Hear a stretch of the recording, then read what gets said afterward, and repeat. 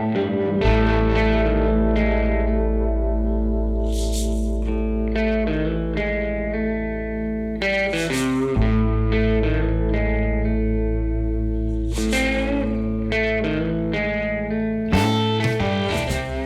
and welcome to Say It With Guitars. I'm your host, Pete Cornelius.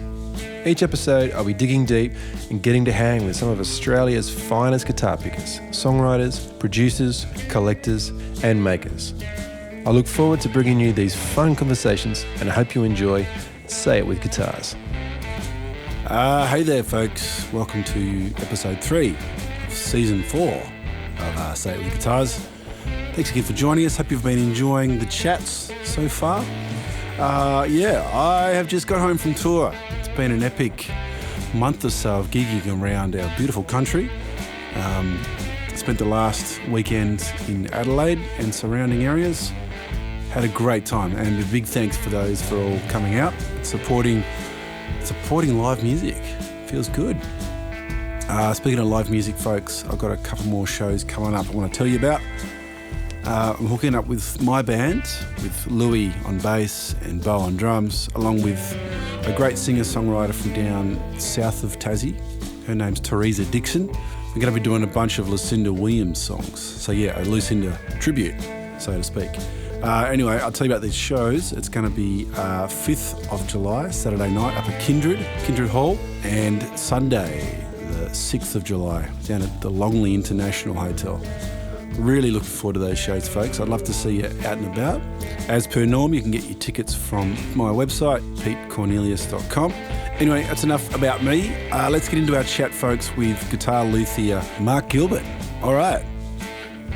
Before we crack into today's show, I'd love to shout out to our Season 4 sponsors, Tarrant Guitars and Top Shelf Guitars. The custom workshop of award-winning luthier Billy Tarrant on the northwest coast of Tasmania uses locally and internationally sourced solid tone woods to create a wide range of custom guitars, including acoustic, electric, lap steel guitars and specialty instruments, showcasing his passion for superior tone and structural integrity.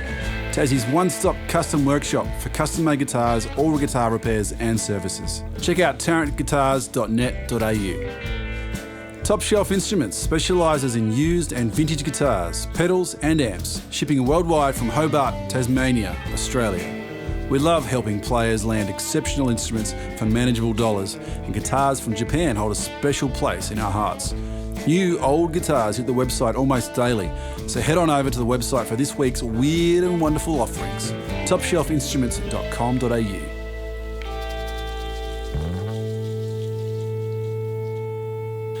All right, I'd like to welcome to the podcast today of Say It With Guitars, Mr. Mark Gilbert. Mark. G'day, Peter.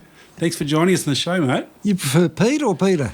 Oh, look, I'm Peter when I'm in trouble from my mum. So perhaps Pete is the I better call you Pete then. Yeah. Thanks for letting us into your room full of beautiful wooden instruments. I'll be tempted later to have a little walk around and a scratch and sniff, if that's okay. So tell me about you. So for those who don't know, you're a luthier down here in Hobart, Tasmania. Yeah, that's right. What was the thing that made you, I guess, have interest in making a guitar, but drew you towards all the different shapes and sounds and styles and I know maybe a little bit of a background on what you... Yeah, sure. If that's all right. If you've got a bit of a few days. I had a brother back in the 80s who was quite a good guitar player, and unfortunately he was killed in the Navy in 85.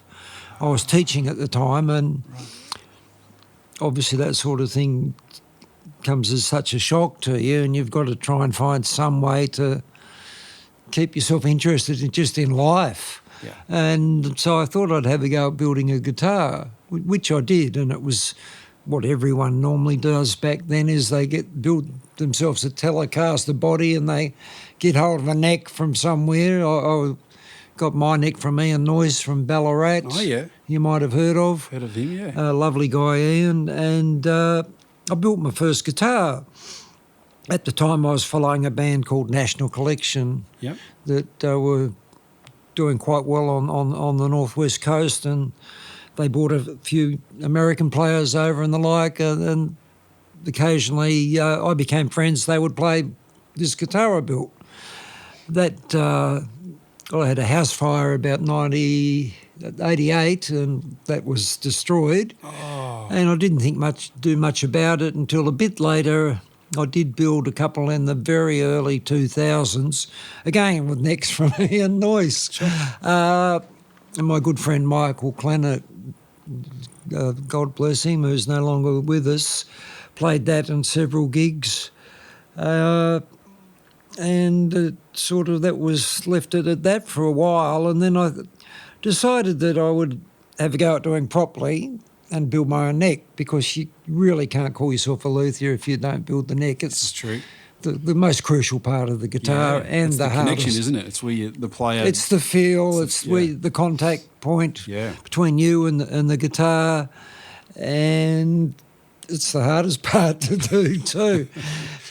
I built one, and it was a myrtle top, and it had tiger myrtle stripes like a thylacine, and I was quite pleased with it for my first guitar. What happened was that a visiting bluesman, Wolf Mail, was playing down at the Lauderdale Tavern, and I asked my wife to come along. I thought she would quite like it because she was a fan of Buddy Guys, and Wolf had that similar sort of energy. She said, "Take your guitar and show him." I said, "No way." Being around bands for a long time, having a lot of friends that musicians, everyone wants to get up and say, "Here, play this," or "Can I play harp with you," or whatever, and it's their living, and I think that's quite intrusive, and I didn't like that idea at all. But come the interval between sets, my wife runs up to Wolf and says, "My husband's built a guitar." Wolf, who's a very gracious man, said, "Oh, that's interesting. I'd like to see it sometime." Yeah. My wife drove home and went and got it and brought it back. Bottom line of the story was that Wolf opened it up, liked it, played it for a set, came round to my workshop the next day and said, "I'd like you to build me one." Wow. And he took the one that first one that he played at Lauderdale, he took it over and he did a gig at the basement. So I flew over and went and saw that. Great. And in the end, I built Wolf a guitar. Wolf tours Europe, France, Poland, Russia, all sorts of places, and was promoting my guitar. And in the end, well, he's now got 4 of them. Yeah. And at the time, he was playing a 57 Telly, which was just been worn out. The neck had so many refrets, and it even had Johnny Winter's signature on it. But that's been shelved so it doesn't get damaged anymore and lose its value. And it went on from there. I mean, Wolf introduced me to people like Steve Balby and Pete Northcote and those stalwarts of the Sydney music scene, who are unbelievable musos, by the way. And slowly, I'd build a guitar for endorsing people, and they'd put me onto their fans who would buy a couple, and it went from there. Great. Yeah. That's amazing. So what was the inspiration behind the first one? I know you mentioned your brother. Was your brother a player? Like, is that? He was, but only at home. But he was a good player, and he was into similar music to me. And I inherited an amp and a couple of guitars off him, which again I lost in the house fire. Initially, it was just to take my mind off the grieving process and do something constructive. And I'd always been good with my hands and painted and drew and whatever. I've also had an interest in Tasmanian timbers for a long time. Sure. And I met a few people in the industry that introduced me to woodworkers down here that taught me a little bit. My father was a carpenter, my uncle was a carpenter, one of my brothers was a carpenter, so I always had wood around me, and there were always hammers and saws and drills around me. Yeah. And they used to laugh at me because my attempts to do any sort of joinery was pathetic. But you learn. Yeah, And absolutely.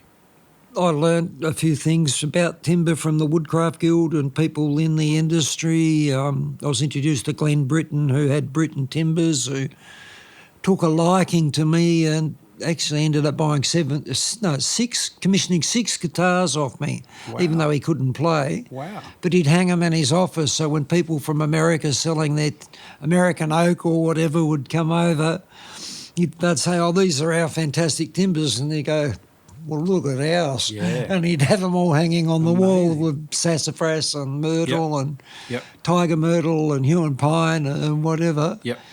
And I developed a real affinity for these beautiful, well, some would say exotic, indigenous timbers that we have here that don't grow anywhere else in the world. And Yeah.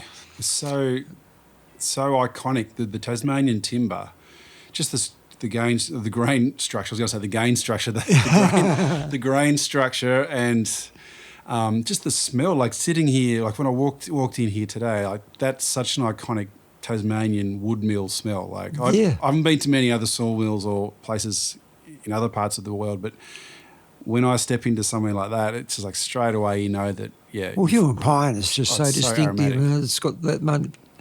It's got that beautiful oil in it, which makes it such a great boat building timber because it's waterproof. Yep. But it's got a very unique smell to it.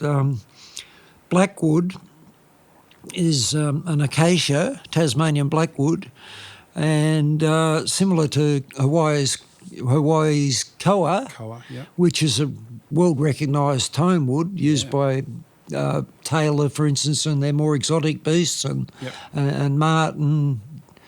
And blackwood turns out is a very good tone wood. And so I use it for all my bodies, pretty much most of my necks. So it's your go-to? Yeah, and it really has a nice sustain to it.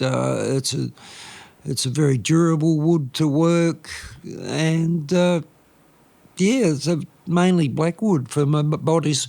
They're all chambered because blackwood I was going to say it's pretty heavy timber. Very heavy. I mean, if I didn't chamber my guitars, you'd be Les Paul plus territory. Yeah. You'd be broken shoulders everywhere. But even a chambered telly or a Strat is still up around the 3.8 kilos for like a moderately heavy Strat. Yep.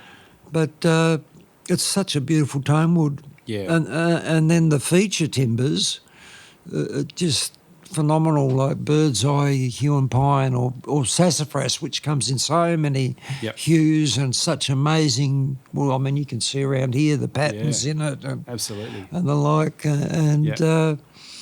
myrtle, tiger myrtle, which is extremely rare, but and getting more and more expensive. But there's such nice feature woods. And I don't paint any of my guitars with anything other than a clear coat to accentuate the features. Yep. If people want a red one or a green one or a sparkle guitar, well, go and see someone else. That's not what I do. Yep. But But you have experimented. I have noticed in the last couple of years, you've taken some variation from the traditional wooden tops. You've put a lot of inlays and sort of artwork you've integrated within the bodies. Yeah. Well, are you using timber for that, or are you using sort of other products, or what's they're mainly timber inlays. I've always had an interest in graphic art. And when I was a primary school teacher in the 80s, and Ridgely, Wynyard, Somerset on the northwest coast of Tasmania. And again, after my brother departed, I quit teaching and wanted a change in my life. I moved back down home, back to Hobart, because I was born and bred here, and thought I'd make a living as doing murals and portraiture or that sort of thing, but didn't really happen. I ended up doing some graphic design for different people, badge makers and people casting belt buckles and bottle openers. Oh, right. And worked for a guy where I taught myself sign writing, pad printing, screen printing, all these computer engraving, all these other skills that have sort of ended up finding their way into what I do with the timbers and the guitars. And Yep. my wife and I have got a business, Gecko Promotions, with promotional products, and as a result of that, we've got a laser engraver, which is a beautiful beast. And we used to engrave a lot of glassware for the hospitality industry and trophies and things. Turns out it's perfect for making acrylic routing templates. So whereas I don't have a CNC, Right. I hand route, I've still got okay. templates that are computer cut, and Yep. so you got that precision there. It's still easy to stuff up with a router, mind you. Yeah, true. And it's great for doing inlay work. So, for instance, the guitar behind you has a lovely dark blackwood top. The dragon that you see inlaid is in hue and pine. Wow. And that's actually been cut out and inlaid and then engraved further for the detail work, which has been filled with an epoxy and sanded down to give it all the dark lines in it. But the laser really helps there. But I've started trying to incorporate a little bit more than just a plain top. Not that they aren't plain. Well, they're That's not right. really. They're not really They're not that plain, plain, but are they? No. just the Lots of single piece of character. timber. Yeah. Amazing. It's definitely you don't see that every day. Like it's not like it must be a lot of prep involved. Yeah. Because you got to set up the graphic to start with, Yeah. and then you got to obviously get it onto the product somehow, and then the integration and whether it looks suitable or not for the person's. Because I guess you need to choose a graphic that's going to be it's going to connect with the person that's going to play the guitar, because maybe not everyone wants a dragon on the guitar. And it's got to be able to be done. I mean, you, there's certain things that you can't cut out. They'd be too fine. You'd never get them glued in and all in place and whatever. Yeah. I've been working on doing photographic images onto guitar tops too by doing a half-tone process, like a newspaper that has a half-tone. Yeah. Where the shading's built up just in the density of the dots that are there, because the laser will engrave, but you can't sort of do a shade with one colour. So something like Keith Richards' hands or Albert Collins, who's over there on that telly behind me, that is done with a half-tone where the dots are lasered in and it's flooded with epoxy, which is stained and usually with ebony sawdust if I want a dark brown colour, or pad printing inks if I want something a bit different. Wow. And then when it's sanded flat, the image drops out, pops out. So if you look up close, it's just a series of dots, but as you get back, it becomes a tighter and higher resolution photo. And that's got promising too. A few people look at that and then they start to think, well, what can I have to personalise my guitar that no one else has got? Yeah. It's a great ability to have that personalisation, because the guitars aren't just, well, guitars are a lot of things. They are a tool, I guess, first and foremost, but a lot of people make guitars or buy guitars for sentimental reasons. Yeah. Or they want to have an instrument that reminds them of someone, or they might be inspired by someone. So to have that level of personality onto an instrument, I think that's fantastic. It's such a cool idea. Yeah, for sure. Like if I do a custom guitar for somebody, within reason, I can do what they want on it. I usually do a mock-up for them and show them what can be done if they like. At the moment I'm doing a bass 6, or my take on a Fender bass 6, which, as you know, is a bass strung like a guitar, tuned like a guitar, but with bass strings. And in this case it's a 30-inch scale. This is for a New Zealand guy I met at the Melbourne Guitar Show, and he wants a rattlesnake on his. So I've just been working out trying to find a decent graphic that would engrave and look bold and work with the process that I actually do. Yep. And it's going to be quite nice, I think. Yeah. Again, it's my take, so the curves are slightly different and so you're still sticking with that offset kind of Jaguar it's an offset shape. I'll show you. The mock-up's drawn out on the table there, but I didn't want to use the Jazzmaster style tremolo, so I'm going to use a Goto Fender style tremolo, which all the online guys say, well, that won't work, but I think I can make it work, so I'm going to have a go at it with a floating type tremolo. I guess the string spacing might be your only thing that rings a bell for me, because if you've got thicker strings, is it the same spacing on a bass 6? A bass 6 actually has a surprisingly narrow neck. Right. It's still only 42 mil at the neck. Is it really? Mine's a little bit wider because I wanted to use the same neck pocket jig that I use for my guitars. Yep. And it's still only 52 mil at the bridge. Wow. The only thing I'm going to have to get the nut files out and make the slot and the saddle a little bit wider for the top string. But I'm using a light set of bass 6 strings. Okay. They can go, what do they do? I think they go 26 to 100. But the set that I've got is still a set that Fender used, but only goes up to 84. So I think that'll work. Great. And the other thing I didn't realise about bass 6s is that they don't have a heavy low ratio geared machine head like a bass does. Oh. They're still actually normal guitar tuners.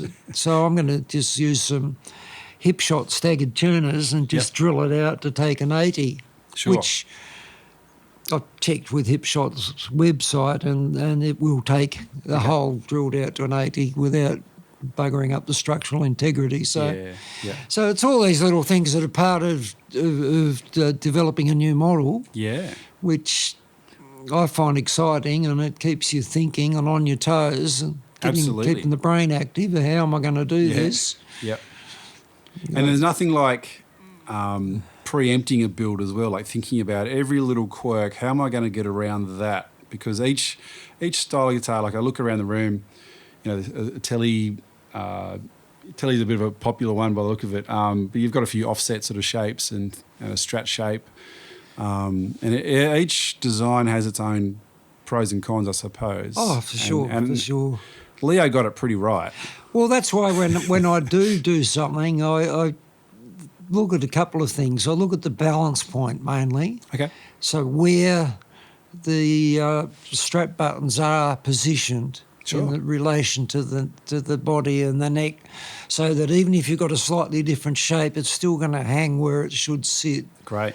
And obviously, if you've got the curves and the bottom bout will define how, if you're sitting down, how close or distant from your waist the guitar sits to feel comfortable to play. Yep. You know, where the lower the headstock is in relation to the body, so you're not stretched out too far or you're not cramped in. Just working with the parameters of Leo and then going from there. Yeah. Too many people decide to build their own designs and they don't put those considerations down, and then you pick it up and you think, this is unplayable or it just doesn't work. Yeah. Look, I definitely take my hats off to people who come up with an idea and put it into practice, but a lot of the time it's like, it's not quite right. It looks a bit funny here and there, like some of the shapes don't quite line up or the balance point is a bit funky. And so, it's definitely, I think Leo got a pretty good starting point, as did Les, like with, the early model Gibsons and all the other offshoots that happened in those early 50s. What a time, that sort of early 50s, when guitars first started becoming solid and electric and designs were just, spot on. Yeah, well, I with my interest in graphic design, I think I have a reasonable eye for an aesthetic when you're drawing up a shape. I'm quite averse to pointy, angular the Ibanez gem, that sort of thing. I just, there's not, they're not my cup of tea. They might be somebody else's, and I know they're great guitars in their own fields, but I like to have things organic. So things like the rib cage contour, there's no sharp edge on that on mine. I just like them to blend in, and sort of you're blending in nature with just like the tree blends in with nature. Absolutely. They've evolved as I've gone along. I've been trying to refine them, and they have slowly refined over the probably 15 years since I first started trying to do this thing properly, to looking at problems and picking out the best points from other people's guitars, from other commercial guitars that I think would fit in with what I do. Yep. So you get to the point where things like the truss rod access, where I've decided I'd go with the spoke wheel truss rod access, because to me it just makes sense.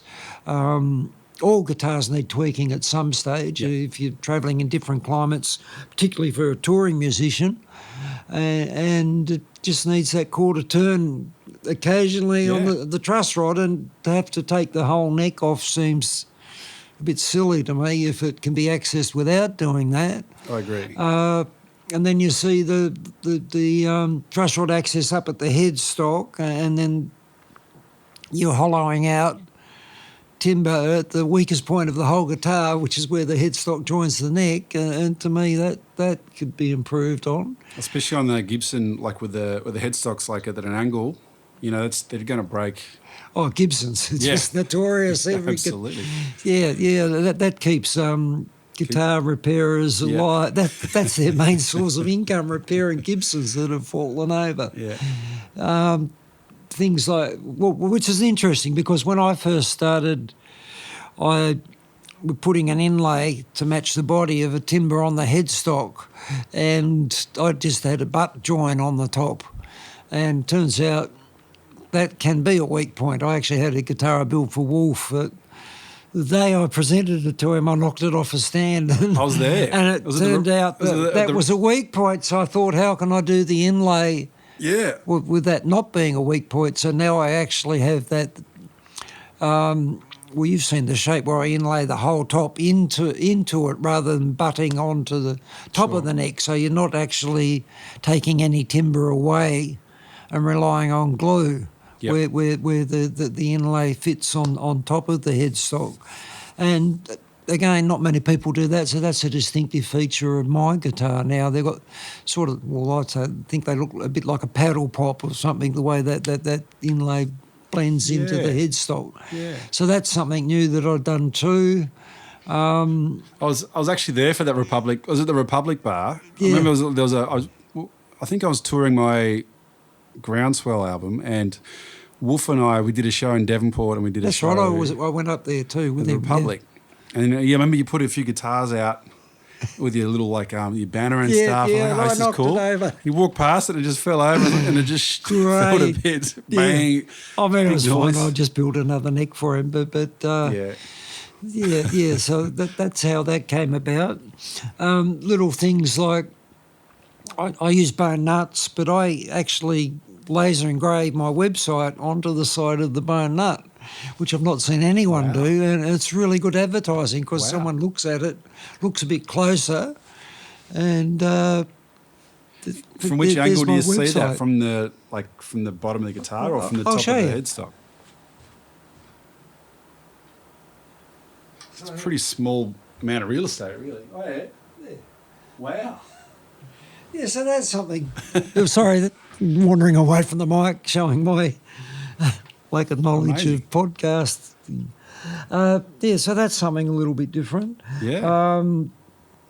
I have this angled control plate on all my guitars. Yep. And that's actually lasered into the same piece of timber as the top, so that you get the grain following through into the control plate. Yep. Rather than a Telecaster that just has a metal one on top. Initially, on my first guitars, that was just on top of it, but now I recessed that into it, and it gives me good access to any of the controls in there, but it also has a unique sort of look to it too. And I've angled it because I didn't want it to look like a telly with the standard horizontal control plate. It's definitely a nod to the telly control plate, but having the same piece of timber you've got recessed and on the angle and stuff, it's definitely an iconic part of the build. Yeah. The other things, I make my own neck plates. Yep. Initially, I had just the straight square end of the neck pocket, but now I contour it. It's angled. I have an angled neck plate, and it just, to me, it's more organic. So you can get right up there. There's no sharp edges, and it feels more comfortable. Yep. And I also contour the neck all the way up to where it meets the body, rather than having that flat piece sticking out at the end like a telly or a Strat does. Yep. So everything is trying to get more organic sort of feeling curves. Smooth, curvy. Yeah. Yep. And then, again, picking different ideas from different people. I no longer put wood screws in to join the neck to the body. I actually have steel inserts in the neck. Yep. Using machine bolts with an Allen head on them, get a much tighter coupling. Sure. And the other thing is, a touring musician, a lot of them like to take the neck off and put it in the overhead cabinets so that the guitars don't get knocked around by baggage handlers. Yeah, and every time you take a screw in and out of a piece of wood, it strips, and eventually you can find that it's just not going to hold together. But you can take this on and off hundreds of times. It won't, and it just gets that instant, really nice tight coupling. Cool. I use an electro socket jack plate. Yep. And they're fantastic. A telly's notorious for those coming undone, and they're a bugger to tighten up. You've got to have a special tool and 3 hands and an assistant. And I stumbled across the electro socket. I was cruising along through Facebook. I landed on the page of John Page, who was one of the initial guys in Fender, renowned luthier who now builds his own stuff for exorbitant prices, amazing craftsman. And he was recessing the electro socket into the body. It just looks so much cleaner. Yeah. Means you've got to drill 2 concentric holes, and it's a little bit fiddlier. But so I now do that. But I sort of wanted to pay homage to him and didn't want to steal his idea. I just thought it was a bit cheeky. Yeah. So I contacted him and I just said, look, I really like what you're doing. I'm only a small builder back in Tassie, but do you mind if I steal your idea? And he said, well, everyone else does. You're the first guy that's actually asked, but I really appreciate that. You're a gentleman. Go ahead. Right. So nice. That was great. I had a little conversation with John Page online. Excellent. So they've just been evolving. I stumbled across Lindy Fralin pickups, which are just absolutely awesome. Yep. And found out that all you got to do is write to them, prove that you're a business with an ABN and a business premises, and you can get what's called a builder's discount, and he gives you 40% off. So fantastic. Which helps. I mean, they still cost $50 US a set to send, just for postage. But and then I found out TV Jones does the same thing. So I use TV Jones if you want the Filtertrons. Sit there, the Dynasonics. The TV Jones as well. Yeah, and I've used his Starwood pickups, which are his telly and Strat pickups. They're quite nice. Yep. I've used Bare Knuckle in the past. I've used Joe Barden's for a few guitars. So they're ridiculously expensive. But I found that Lindy doesn't make a bad pickup. Yeah, they're great pickups. This thing here has big singles, which they look like a Firebird, but they've got they're noiseless, but a very fat single coil sort of a sound, which I wanted for a guitar is used mainly for slide. I just built a guitar with his pure paths in there, sort of a vintage output PAF, and Brett Kingman reviewed that and he thought they were awesome. Fantastic. I actually had a Demeter mid-root boost on it, which turned it into a snarling beast. But You would have had a lot of attitude. But beautiful pickups. His split blade pickups you might have seen, Right. quite unique looking, are actually a humbucker but with two coils. But instead of having each coil covering all 6 strings, it's got 2 coils, one above the other on the same horizontal plane. So each coil only affects 3 strings. They're reversed Sure. They're wound in different directions, so you get the actual humbucking. Yep. But you still get a single coil sound because the strings are only over 1 coil. Incredible. They're totally noiseless. In fact, Yep. Kingman put them through a 5150 model, and they had all these special effects on everything. And he said, Yep. "Wow, it's totally noiseless. I can't hear a Yep. thing." Yep. So Lindy's great, and I've actually contacted them a few times to ask for suggestions for different guitars, and they happily point me in the right direction. Great. They even put, I sent them some photos of this, and they put that up on their website Yep. and their Facebook. So Excellent. yeah, getting a relationship with them. Excellent. And how about some of what's been some of the strangest customer, because when someone comes in for a custom order, they want to have particulars that make a guitar. Has there been anything we're like, no, I'm not going to do that? Has there been any of those that happened at the Melbourne Guitar Show, actually. Right. Like, I've got certain parameters that make a Gilbert guitar. Yeah. And I'm not interested in diverging from that because I've spent 15 years trying to get, Yes. to me, developing what is the essence of a Gilbert guitar. But at the show, a guy came up, I think he was Japanese, and he had a son with him. This guy was a very cool-looking dude, didn't speak that good English, and they had a big ponytail, had a certain flair about him, but he had the most obnoxious 14-year-old son All right. who could really play guitar. Right. That he came up and for about an hour, it wasn't an hour, it was probably only 15 minutes, it felt like an hour. Yeah. They started nagging me about, he wanted me to build a commission, and initially I'm, oh yeah, great, no worries. But there was 2 things wrong. One, they just started saying things, I want an 18-volt something or other, because 18 volts, he had no idea what he was talking about, this kid. And I said, well, I don't do that. I could put a Demeter in, or I could put a Graphic Ghost if you want something different sounds, electronics or something like that. Have you ever been to the Melbourne Guitar Show or something similar? Yeah, I've been to the Melbourne Guitar Show. It must have been about 8 or 9 years ago. Right, it was so loud.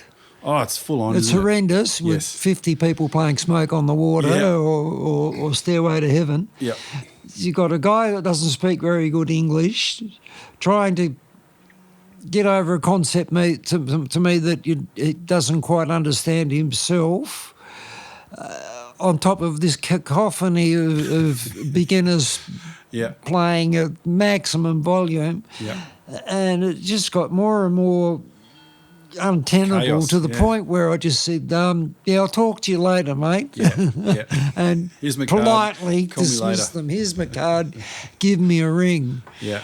So, and I've had pointy design. Can you do this? Can you do that? And I'll just have to say, no, look, here are the parameters I can do. Yep. A telly or T-style shape I can do.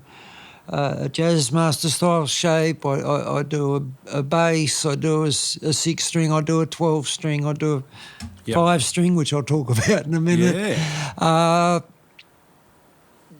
Yeah. You can have onboard pizzos, you can have this range of pickups, you can have a 25.5-inch scale or a 640 mil scale, you can have a 9.5 radius or 12-inch radius fretboard.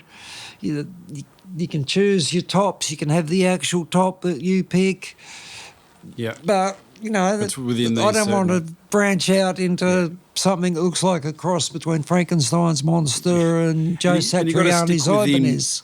You've got to stick within what you know as well. Like if you're good at this particular thing, great. That's what they should, you know, like. If I sell you this guitar, I know it's going to hold up, it's going to play well, it's going to be balanced, it'll stay in tune reasonably well, and it'll do what you want it to do. But I'm not going to put my name on something that's not a Gilbert guitar. This is a Gilbert guitar. These are Gilbert guitars. So, yeah, very much so. But talking about a commission, what usually happens, well, the best thing is they can come here. Yeah. And that makes it so much easier because I've got 18 guitars here in stock at the moment. I've got the different scale lengths, the different body shapes, the different pickups. They can choose the different bits. I like this bit, I like that bit. See what the different woods are like and how they come up once they're clear-coated. Yep. Have a look at the different inlays. Then they can go out into the workshop and choose the actual pieces of timber. Yep. On top of that, I do a mock-up for them in Illustrator or Photoshop so they can get a rough idea what the finished product is going to look like. Then they get a photo essay of the different parts of the build, which really gives ownership. Oh, absolutely. You know, this is something you can't get from Fender or any of the big names. Usually I inlay, like I usually have a sun logo at the cymbal at the 12th fret. I usually put the initials of the client in there, so that personalises it. Then we can talk about different inlays or photo type images on there, which again personalises it even more. And it becomes a much more personal thing for the person. They're not just going into the shop and buying a guitar that walking around the corner or going to the next gig and seeing this guy's got the same guitar. Yep. It's not going to happen if you get a Gilbert. No, they're all, especially because they are all natural as well. You don't have painted tops, like because each piece of wood has its own grain, has its own personality, like. Looking around the room just here, just like they've all got their own style and character, and even though they have a theme, there's a similarity between them all, but they all have their own sort of style and colour. And speaking of colour and stuff, like, have you, like, is it basically just a clear, like you just put in clear two-pack on there? I've not done any nitro staining. I just think that there's so much beauty and depth. I mean, if you look at that sassafras, the amount of hues, different hues that is in that. Yeah. That's people say it's a work of art. Well, that's nature's work of art. It's not my work of art, that one. It's nature's. Yeah. I mean, well, where my part comes in is choosing where to cut it out, like laying a template over and which part of the grained feature, where it's going to be positioned on the body, so it blends in with the shape or the feel of the guitar. Yep. But Mother Nature's done most of the work. It sure has. Yeah. Yeah, and it's always I guess each piece of wood has its own character. So it's a new beginning every time you create a new guitar. You're starting fresh with obviously a lot of knowledge and history from other builds, but every guitar has its own, stamp or its own style. They're telling their own story. Yeah. And I get an enormous pleasure out of, well, first of all, when you build one, you put so much of yourself into it. It's almost like they're your babies, and to a certain extent there's a little bit of a cathartic sadness about actually giving it to the person or packing it up and freighting it off to them if they're interstate. Yeah. And do you have any, say, particular pieces of wood? Do you know, like, which forest they've been milled from and that sort of thing? Not do you have really. Any that sort of background? It's all certified timber. I'm in a chain of custody system. It was called Fine Timber Tasmania. I think they've changed the name now, but basically, globally, this company's under a globally recognised certification system, and they come and audit me twice a year, an internal audit, which is basically the people that run this business here in Hobart, and then an external audit, which is from the global authority. But I have to prove that my timber's been sourced legally and responsibly. It's sustainably harvested, and as such, I have to declare that the timbers that I buy should be from other certified sources. And all the timbers are Tasmanian. They're all certified timbers with PEFC certification, etc., apart from the fretboards. But I had been using Macassar ebony, Indonesian ebony, and I have the appropriate certification from the distributor there to show that back in Indonesia that was legally sourced as well. Great. So the timber's a big part of it, and because, I'm as green as the next guy, I don't think we should be just running around chopping everything down. In the past, in its early days, forestry used to harvest all these beautiful timbers and wood chip them. Well, that doesn't happen anymore, and it's a good thing. Yeah. But selective harvesting of the fine, like we've got a boat building industry, we've got all the wood turners, the furniture makers, etc. The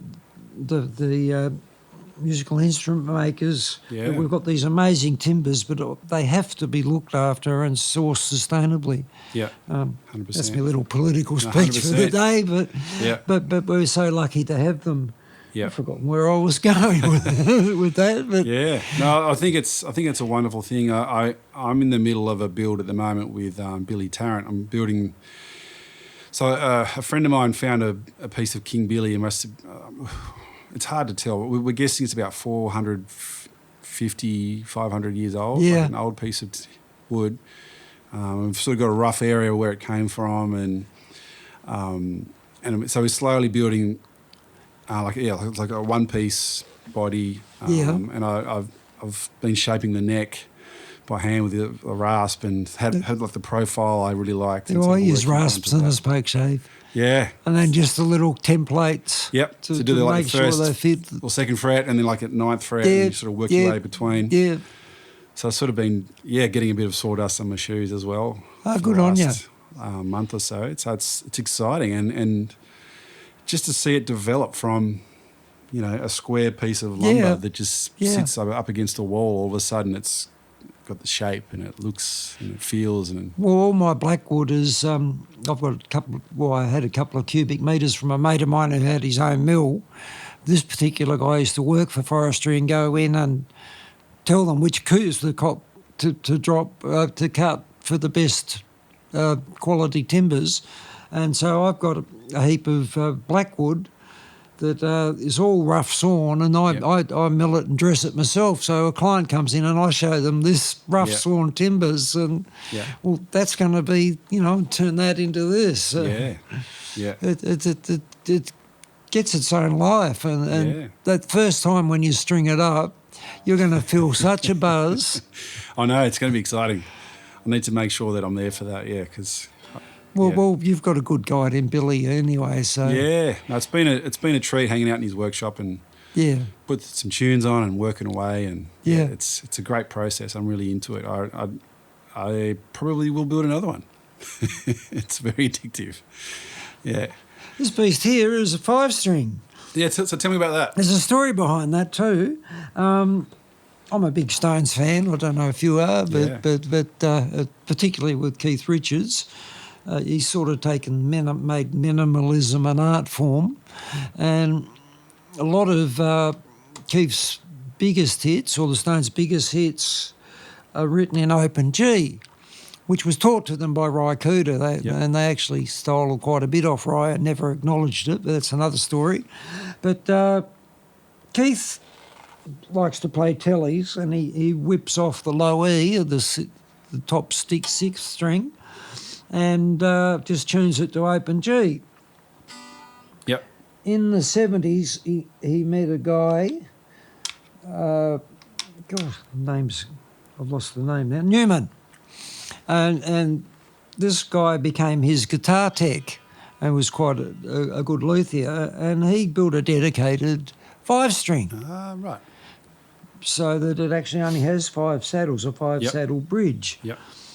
And I thought, I'll have a go. This guy died, but he sold all the original plans and reviews to an English company, and they're now putting out under the Newman name. They're still doing 5-strings. Oh, right. Keith played that one for a while, but he tends to go back to the 6-string. Yeah. I mean, he's a Fender fan through and through.